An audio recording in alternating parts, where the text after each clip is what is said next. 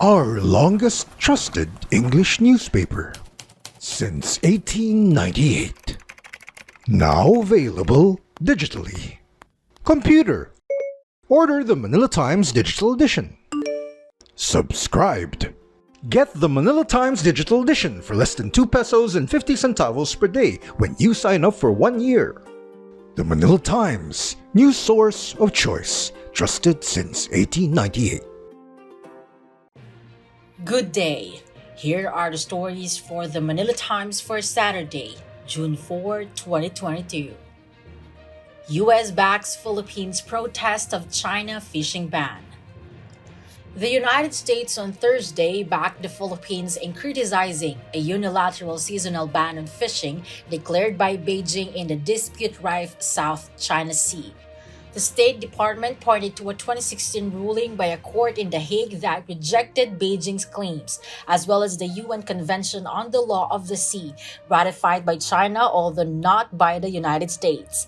The Philippines, a treaty-bound ally of the United States, on Tuesday summoned a Chinese diplomat over the announcement of a unilateral fishing ban as well as alleged harassment of a marine research vessel by a Chinese Coast Guard ship.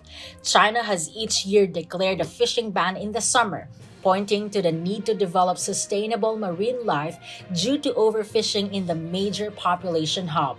But its actions have been caught up in disputes over sovereignty, with Beijing insisting it has jurisdiction over a vast part of the South China Sea, a long-standing source of friction with the Philippines, Vietnam, and other Southeast Asian nations.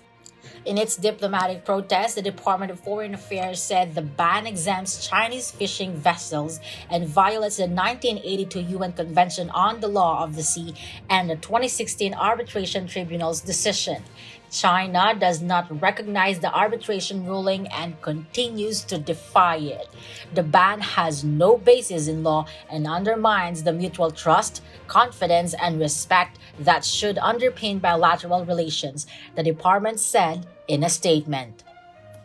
President-elect Ferdinand Bongbong Marcos Jr. has chosen to abide by tradition and will have Supreme Court Chief Justice Alexander Gizmundo administer his oath of office at the end of the month, his spokesman said on Friday. The choice of Gizmundo to swear in Marcos was revealed by Vic Rodriguez, the incoming executive secretary, in a text message to DZBB. Marcos' camp earlier said they have found the National Museum in Manila, which used to be the old Senate building, to be a suitable venue for the ceremony. Former Manila Congresswoman Naida Angping, the next presidential management staff head, said they have inspected the area and that preparations are now in full swing for the inauguration. Presidential Communications Operations Officer PCOO Secretary Martin Andanar previously said all state-owned media outlets are ready to cover the event. Andanar has ordered the activation of teams from Radio Television Malacanang or RTVM and the Philippine Information Agency or PIA for the coverage. Other media outlets are awaiting feedback from the Presidential Security Group whether or not they will be allowed to cover the event. Lenisan's strict COVID-19 health and safety protocols remain in effect. Pope Francis has appointed Cardinal Luis Antonio Tagle to the Congregation of Divine Worship and the Discipline of Sacraments. Tagle is the second Filipino member of the congregation, also known as dicastery, the other being Archbishop Romulo Valles of Davao, whose appointment was renewed by the Pope last March. The congregation is charged with overseeing most of the global Catholic Church's liturgical concerns. Under office policy, priests, deacons, and other ordained ministers wishing to use the old rite are required to submit their request to the dicastery and agree to follow the new norms of the Church. Members of Vatican congregations normally have a 5-year term and may be renewed for a second term. National Youth Commission or NYC Undersecretary Ronald Cardema has claimed that former Commission on Elections or COMELEC Commissioner Rowena Guanzon had asked the 5 nominees of the P3PWD party list to resign by declaring incapacity so that she could become its first nominee. He asked Guanzon to follow her own promulgations in the COMELEC on the rules and timeline of substitution as party list representative. Cardenas said Guanzon was misrepresenting herself as a nominee of the P3PWD party list during the campaign season for the elections and that she was hindering the approved nominees of the party list from getting their seats in Congress. The Philippines has detected 2 additional cases of the BA.5 sublineage of the Omicron subvariant of COVID-19 on Friday, according to the Department of Health. Health Undersecretary Maria Rosario Vergeres said the 2 cases, a female in her late 30s and a male in his early 50s, were from Central Luzon and were from the same household. Both cases have been fully vaccinated and have received their booster shots. Vergeres added that it is not yet known where they got the variant, as they do not have any travel history except during the election and to their office in the National Capital Region. She said that their symptoms included colds and cough manifested on May 15. They then started their home quarantine on May 16 to 30 when they had already completed their isolation. They are now asymptomatic and recovered. Their 2 close contacts are also undergoing isolation, with one testing positive and the other testing negative.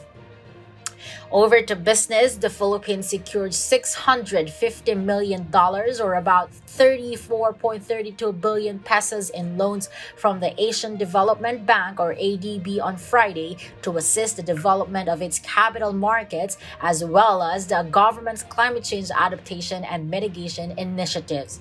Secretary Carlos Dominguez III and ADB Deputy Director General Winfried Wicklane exchanged loan documents for the $400 million support to the Capital Market Generated Infrastructure Financing Program, Subprogram 2 or CMGIF2, and the $250 million Climate Change Action Program or CCAP on behalf of the Philippine government and the Manila-based multilateral lender, respectively.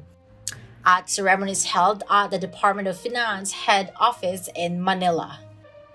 In sports, the national Pencaksilat team is planning to return to the Philippine Sports Commission Training Center in Baguio City to prepare for the 19th World Pencaksilat Championships.